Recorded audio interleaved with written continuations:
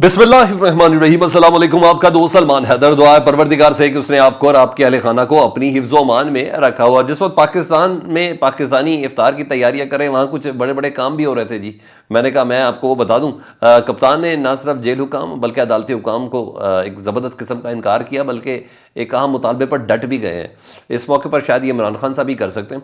और पाबंदी जो इमरान खान साहब से मुलाकात पर लगी है वो महंगी पड़ गई है जी। मुल्क भर में मुल्कगीर हड़ताल और एहतजाज। जी हाँ, ये बात ये इन्होंने किसी और तरीके से समझी थी, मेरा ख्याल है ये ईजी ले गए और ये दूसरी तरफ जा रही है जी। और ये बाकायदा तौर पर ऐलानात हो रहे हैं जी पाकिस्तान तहरीक इंसाफ की तरफ से। मौलाना साहब जी पे चंद दिन की दूरी थी इक़्तिदार से, बस ख़त्म हो गई बात। हुकूमत में शामिल होने को उन्होंने फैसला कर लिया है। वो आपको खबर दे रही है, वो बड़ी इंटरेस्टिंग है। और दीगर कॉल और फेल के तजाद आपको बताने हैं। हमने तनख्वाह नहीं लेनी, आसिफ अली जरदारी कह रहे हैं, अलीम खान कहते हैं हम तनख्वाह नहीं लेंगे, मोहसिन नकवी कह रहे हैं हम तनख्वाह नहीं लेंगे। भाई आपकी तनख्वाहें आपकी मामलात ज़िंदगी के साथ मैच करती हैं? असल मामला आपने क्या नहीं लेना उस पर बात करें, उसकी भी डिटेल मैं आपके सामने रखने जा रहा हूँ। सबसे पहले जी, इमरान खान साहब से मुलाकात की इजाज़त नहीं दी गई ना, और उस पर पाकिस्तान तहरीक इंसाफ का रिएक्शन बहुत तगड़ा आ रहा है। और बल्कि पीटीआई के जो इंटरनल विंग्स हैं वहाँ ये बात डिस्कस हो रही है कि कल अगर मुलाकात की इजाज़त नहीं मिली तो मुल्कगीर हड़ताल और एहतजाज की कॉल दी जा सकती है जी। और चेयरमैन पीटीआई जो हैं बैरिस्टर गौहर साहब, उन्होंने भी प्रेस कॉन्फ्रेंस की और चीज़ें लगता है किसी और तरफ जा रही हैं सर। ये लोग ना कैलकुलेशन इनकी शुरू से ही ख़राब है और मज़ीद कैलकुलेशन ख़राब है। पाकिस्तान तहरीक साहब तो वैसे ही एहतजाजी मूड में भी होती है और मोड में भी होती है, और जितनी ज़्यादती उनके साथ हो चुकी है तो उनको तो वैसे ही मौका चाहिए। बैरिस्टर गौहर साहब क्या कहते हैं, उन्होंने कहा इस्लामाबाद हाई कोर्ट की इजाज़त के बावजूद हमें मुलाकात नहीं करने दी गई। इमरान खान की जान को ख़तरा है, वो आम आदमी तो है नहीं। मुलाकात की इजाज़त दी जाए और ये बताया जाए उनसे मुलाकात की पाबंदी के अहकामात आए कहाँ से हैं। अब बैरिस्टर साहब आपको थोड़ी बताएंगे कि कहाँ से आए, आप खुद ही समझ जाएँ कहाँ से आए हैं। लेकिन बहरहाल वो इस मामले पर उमर अयूब साहब वहाँ अपने साथियों के वकला हजरात के, वो आज इस्लामाबाद हाई कोर्ट के उनके अहकामात थे, वो इमरान खान साहब से मुलाकात के लिए आए थे, उनके पास भी अदालती अहकामात थे, इसके बावजूद उनको भी मिलने नहीं दिया गया।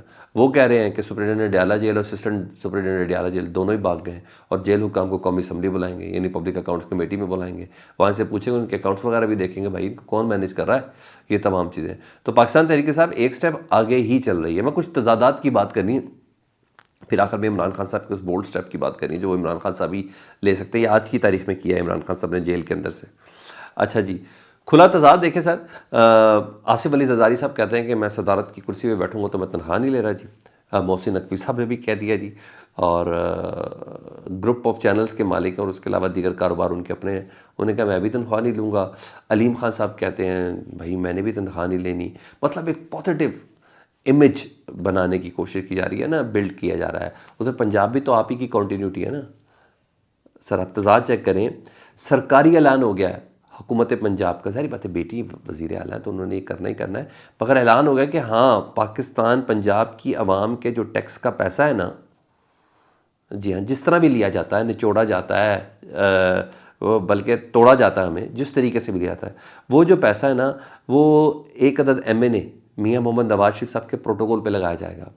जी हाँ, सरकारी तौर पर ऐलान हो गया कि हुकूमत पंजाब मियाँ मोहम्मद नवाज शरीफ साहब को पूरा प्रोटोकॉल देगी, और ये अज़मा बुखारी साहब ऐलान कर रही हैं जी, वज़ीर इत्तला जो है, और मुकम्मल ताकत के साथ आला तरीन प्रोटोकॉल उन्हें दिया जाएगा। भाई अब आ जाऊँ मैं तनख्वाह वाली बात पे। अच्छा मुझे ये बताएं भाई, तनख्वाह तो आपकी पीनट भी नहीं है। अलीम खान साहब ये 2-2.5 लाख रुपए तनख्वाह पे चलते होंगे? जवाब दें। आसिफ अली जरदारी साहब 2-2.5 लाख तनख्वाह पे उनकी ज़िंदगी गुजरती है? अच्छा, मोहसिन नकवी साहब की तनख्वाहों पे गुजरती है? नहीं सर, असल मामला है माल बनाना कहाँ से है। जिस पोस्ट पर आप हैं वहाँ से माल बनाना किस तरह, उसकी कसम दें। कलाम पाक को सर पे हाथ रख के उसकी कसम दें कि जनाब हम जिस ओहदे पे बैठेंगे वहाँ से माल नहीं बनाएंगे, उस ओहदे का नाजायज़ फ़ायदा नहीं उठाएंगे, लोगों को नाजायज़ ठेके नहीं देंगे। भी आपको बताता हूँ आगे कौन कौन से ठेके हैं। अभी मुनाफिकत की तो बड़ी बड़ी चीज़ें मैंने आपको बतानी है। असल मामला ये है कि भाई वो देखें, उसका ऐलान करें, वो नहीं करेंगे, माल नहीं बनाएंगे, तब तो हमें भी समझ में आ जाए। हम लोग कुरान पाक पे हाथ रख के तो बात करें, अजाब तो आए, कहर तो आए, जो जो भी कमाता खाता उस पर खुदा का कहर तो आए कम अज़ कम, क्योंकि कानून तो ख़त्म है। हम अल्लाह के कहर से तो कम से कम इतना तो आशना है कि भाई अल्लाह का कहर आ सकता है, कसम खाएं तो हमें भी पता चले चले भाई इनका अंजाम ऐसा ही है। अच्छा, उधर एक और मुनाफकत थी, अवाम से मजाक ही है और क्या है। एक तरफ मौलाना साहब कहते हैं हम किसी किस्म का वोट नहीं देंगे, ना प्राइम मिनिस्टर को दिया, ना सदारत के लिए दिया, जो हुकूमत में है उन्हें सपोर्ट नहीं करेंगे, यही मौलाना साहब के अल्फाज है ना। हम अपने एहतजाज को पार्लियामेंट के अंदर भी रखेंगे, पार्लियामेंट के बाहर भी रखेंगे, भरपूर अपोजिशन का किरदार करेंगे। अब खुद ज़रूरत पड़ गई है और वो है 6 साल की सेनेटरशिप ने मिलना है। तो उन्होंने बाकायदा तौर पर सारे असूल तोड़ दिए जी मौलाना साहब ने। और जमीयत उलमा इस्लाम ने पीपल्स पार्टी से की हिमायत का ऐलान कर दिया जी सेनेटरशिप पे, और ताकि अपने सेनेटर का हिस्सा लिया जा सके। और आहिस्ता आहिस्ता ये अपनी असलियत पे आ गई, ज़्यादा देर नहीं इक़्तिदार से दूर रह सकते सर। इन पे PhD की हुई है इमरान खान साहब ने, बल्कि मैं और आपने भी अब कर ही ली है इनके ऊपर PhD। सारी ग्राउंड जी सेनेट के लिए थी, ताकि वहाँ दबाव डाल के सेनेट पे अपनी नशस्तें ली जा सकें, ताकि अपने आप को मजबूत किया जाए। 7 नशस्तें पहले हैं, यहाँ भी कुछ इस तरह का काम कर लें। मौलाना गफूर हैदरी साहब जी, उन्होंने प्रेस कॉन्फ्रेंस की यूसुफ रज़ा गिलानी साहब के साथ।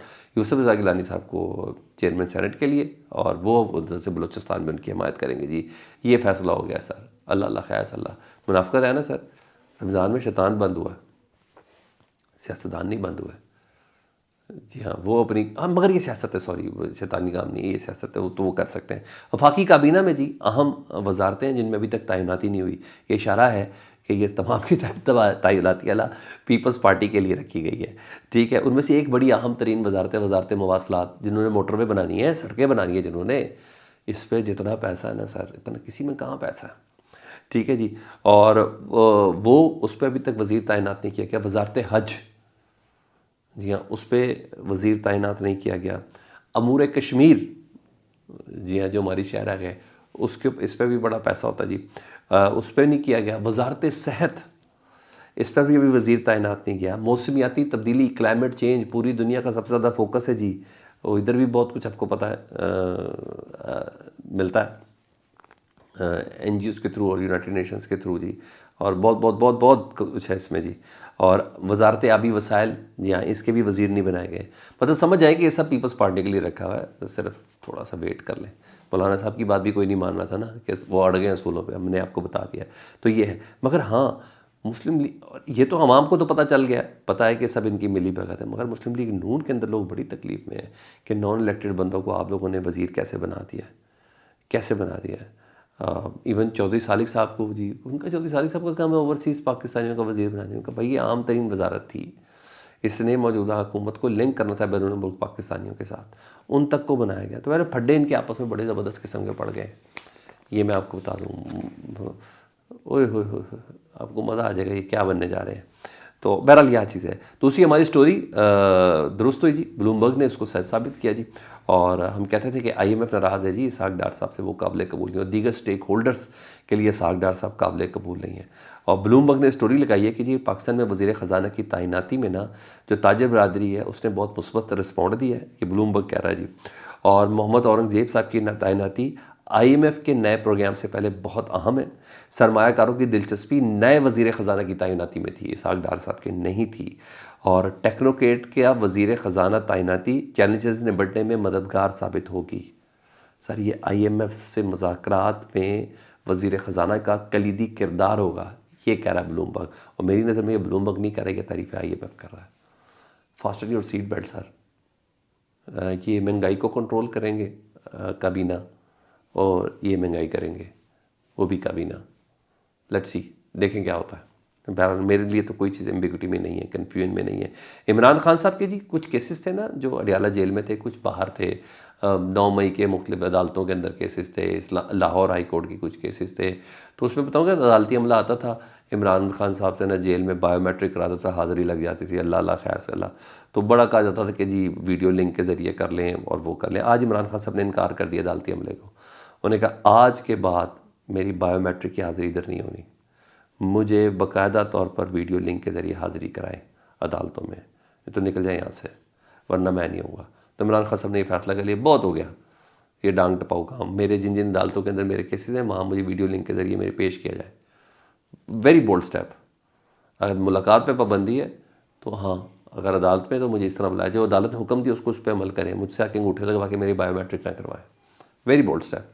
आपको क्या लगता है कमेंट सेक्शन में जरूर आकर कीजिएगा। अपना बहुत ज़्यादा ख्याल रखें। अल्लाहुम्मा सल्ली अला मुहम्मदिन व आले मोहम्मद।